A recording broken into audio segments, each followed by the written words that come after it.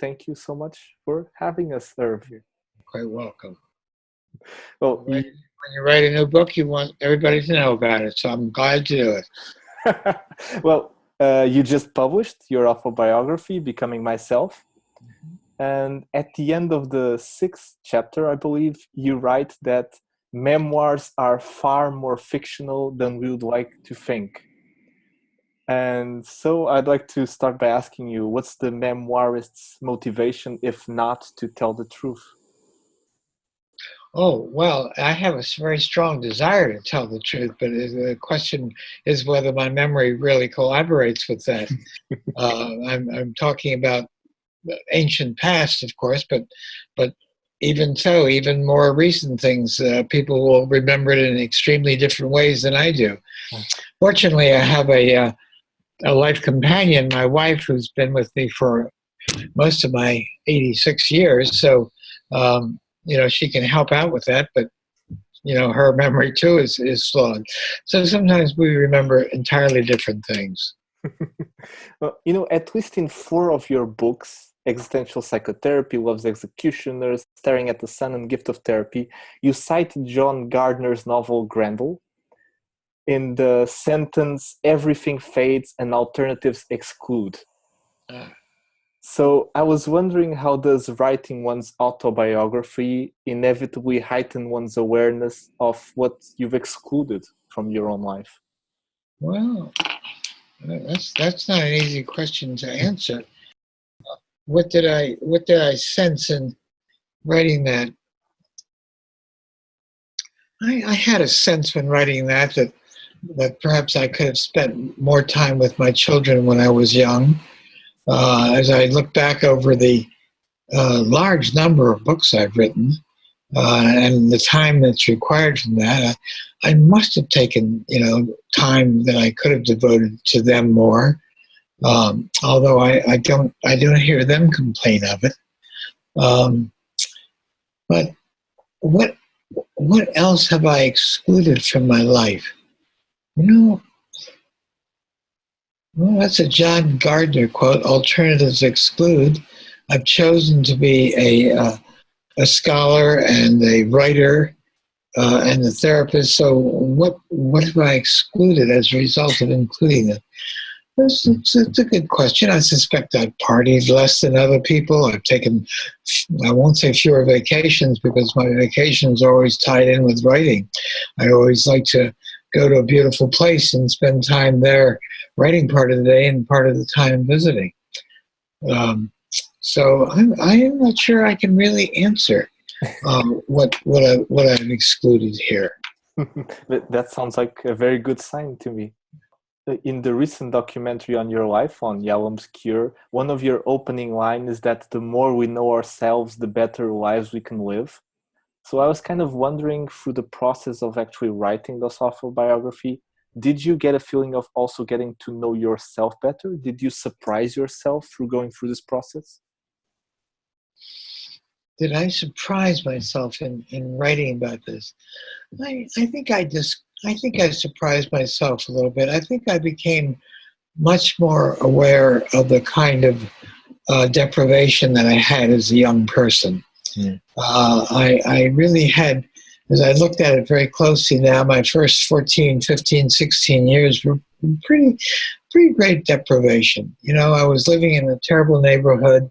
I had very few educated adults around me, anyone that would take me in hand or tell me what to read or any of these things.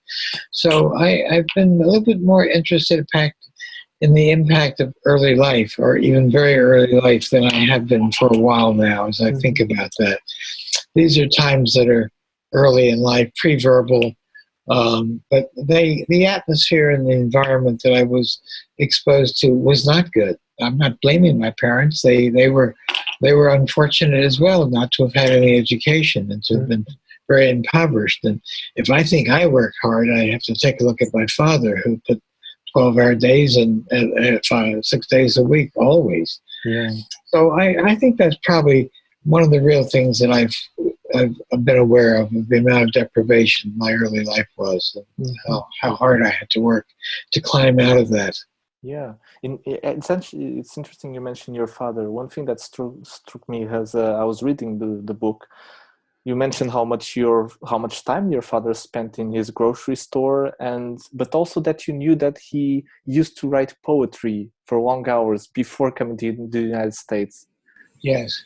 Well, that's a part of his youth, and I know that from talking to one of his good friends who came over with him and told me about the youth.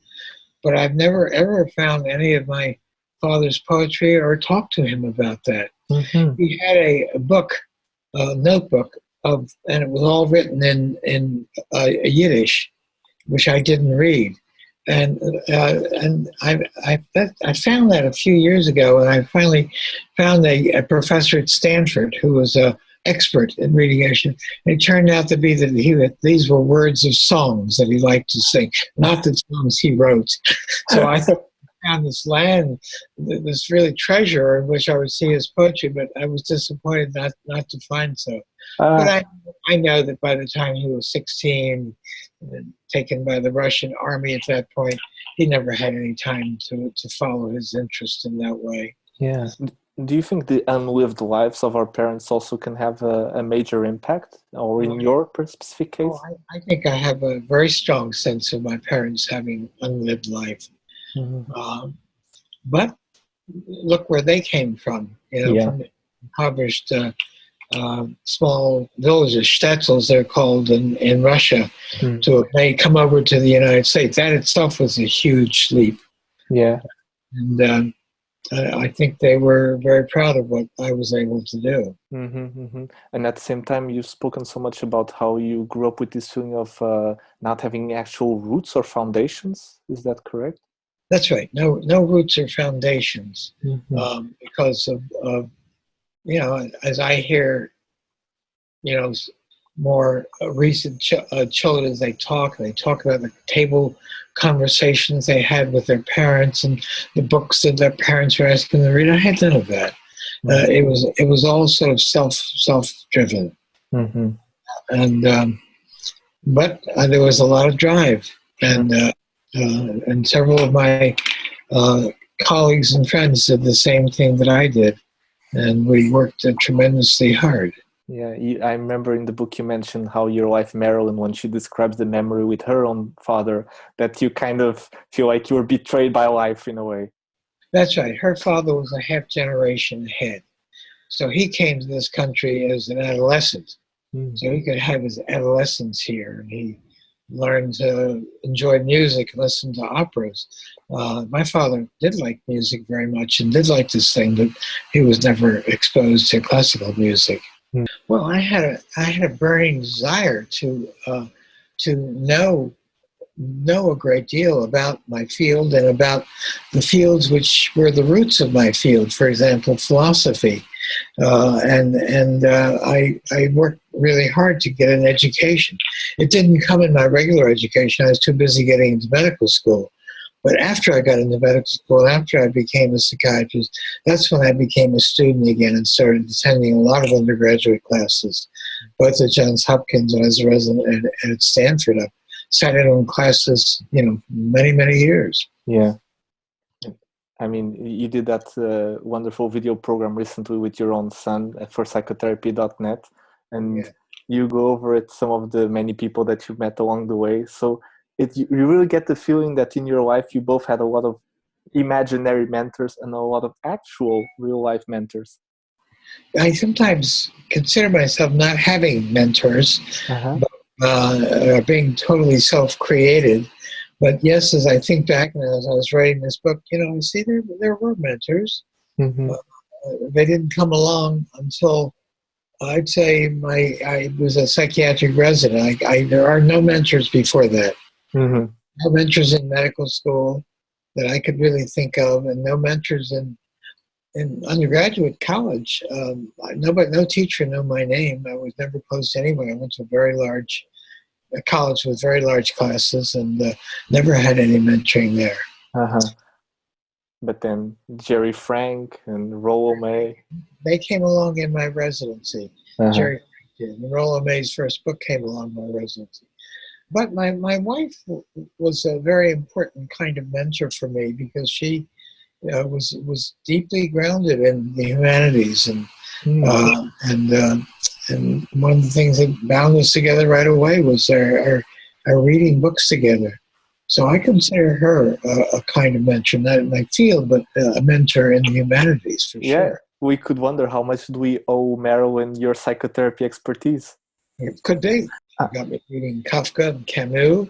Well, those were the people she did her PhD dissertation on. So naturally, I'm going to be kind of interested in the people that she's writing and reading and writing. And that was my introduction, really, to the existentialists. I started reading Kafka and Camus and then others as well. uh-huh, uh-huh. And one thing that's very interesting in your own career is that even though you were drinking from all of these influences, at the same time, you strike me as someone who never really wanted to be associated with any model or approach of therapy. Is that correct? No, I did not. Mm-hmm. I really did not want to be associated with any model. The main model to be exposed to in my time was psychoanalysis. And Mm-hmm. as I described there, I had a 700-hour immersion in personal analysis, and I realized that this is not the model that I felt was effective or that I wanted to use. So I deliberately did not get into any other institution because I wanted to have the freedom of experimenting myself. And I was very fortunate enough to be at Stanford with a chairman who really wanted me to use my own imagination and ingenuity. So I was free to try all kinds of different approaches. And nowadays there are existential therapists, but I know that you have a mixed feeling towards that idea, right? Well, I can't understand quite how one can be an existential therapist when people come to you with marital problems or come to you for other kinds of issues. I think there are some patients for which these existential factors are tremendously important, but there are others for whom it is not. Mm-hmm. So you've got to know a lot more than existential theory and practice to work with your general patients. Mm-hmm. Mm-hmm. When you think about effective therapists, or if you were to select therapists, what do you think are kind of the defining characteristics you would look for? Well, I go back a very long way back to Carl Rogers. He made a tremendous um, really contribution to our field, and with this great emphasis on saying that the really crucial factors in therapy are the nature of the relationship Mm-hmm. between patient and the therapist. And the therapist has got to be someone in his triad, with genuine empathy and with positive, unconditional regard uh, for the patient, and and be able to be genuine in his relationship with him.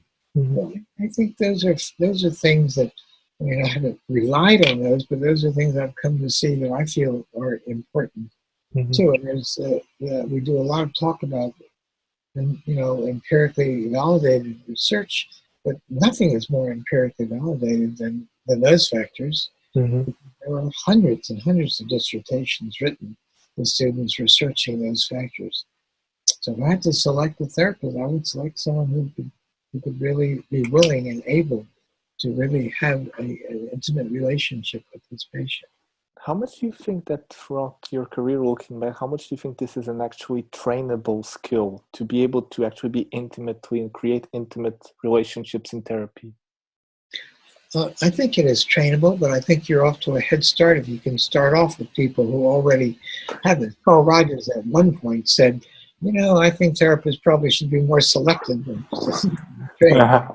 You're going to have these factors there, but I know I've changed a great deal through my own work, and I've seen many of my students who have done that as well.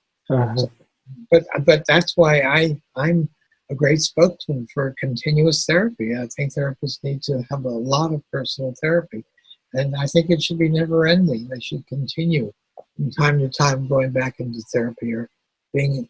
I've written in there at length about this long-term leaderless therapy group that I've been. Yes. It's the first time I've written about that, but whenever I talk about it, it's a message I want to give out to therapists. Mm-hmm. I think it's so important for them. Mm-hmm. And at the same time, when people read your books, there's always the question, not only are they for therapists in some way, but also a question comes up of how much do you believe your own books were part of a self-analysis or some exercise towards also yourself? And at one point in Staring at the Sun, you talk about Julius from Schopenhauer's Cure and saying that he showed you the way in certain ways. Yes. Yes, that's right.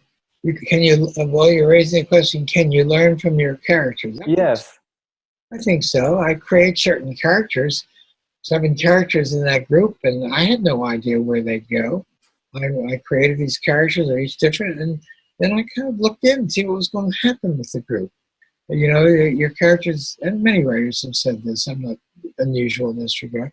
Many characters, you set them out, and then you watch what they do, and you record it. I'm reminded of Karen Horney's self-analysis book.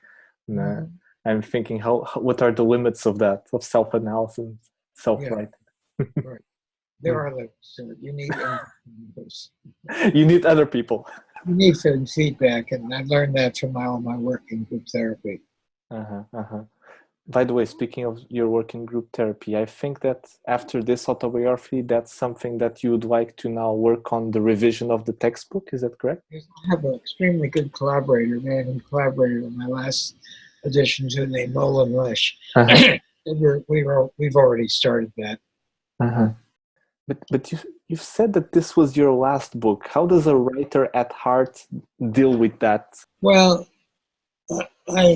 I can't really stop. You know, I do get ideas, and I think, well, this would be right. And I'm feeling a little pressed right now because I'm having so much email that comes in from readers, and I really want to be writing something. So for the evolution of psychotherapy, this big conference at Anaheim, I didn't quite know what I would do there because people already have read the memoir. So I set about and I wrote 2 short stories, and I read those there. So I will write stories, I think, but I don't have a sense that I'll be doing a book of them. But I enjoy the writing process a great deal. Okay, so people can still look forward to some writing. I hope so. I'm imagining that some people would have some surprise to know that after some initial reservations, you actually have come to embrace some recent developments such as online therapy and text therapy. Because we're running out of time, but I was extremely negative and uncordial to that whole development because I pressed so much emphasis on the nature of the intimate relationship. But I was called in to supervise some people, and I was curious about it, and so I looked into it and been supervising a couple of people who were doing this for a long time, and I can see that it's not the kind of therapy that I do, but it can't be dismissed. There are people who get things out of this, and so I read all the interchanges. One of the things about this kind of text therapy, the entire text of therapy is available, and I can see people do some changing. They value things. So it's not my kind of therapy exactly, but it is that. But curiously enough, the people that I've been supervising, are people who are using their engagement with the patient as well. So, curious sort of way, this most impersonal of all therapies is far more personal than cognitive behavioral therapy, or things like that, where there is so little real engagement. So you did find a relationship there. It's possible. That's right. Yeah. So focus on the relationship is really possible. So one last question I'd like to ask you. Nietzsche's eternal return thought experiment is kind of a recurring theme in your books. And you've read it out loud to patients, I believe. So I think it would be fitting to end this interview on a Nietzschean question, which is, would you be willing to repeat your life as you have lived it over and over again? Yeah, my answer to that is definitely yes. Yeah, I had no choice about how I lived the first part of my life. But that Nietzschean question is a really important question. It's closely related to a question I always do ask patients, the question of regrets, and what do they regret about their life? And as I think about my adult life and my last 40, 50 years, I don't have any regrets. I feel I've been an overachiever. I've written all the books I wanted to write. I never imagined I could do this and been useful for so many people. It's still hard to really think of that, but people tell me every day in email, so I know that I've been helpful. So I don't have regrets about the way I've been living my life. I'm living quite a regret-free life right now. And your autobiography kind of consolidated that feeling. That's right. It definitely did. Okay. Irv, thank you so much for the opportunity. Thanks so much for these engaging questions.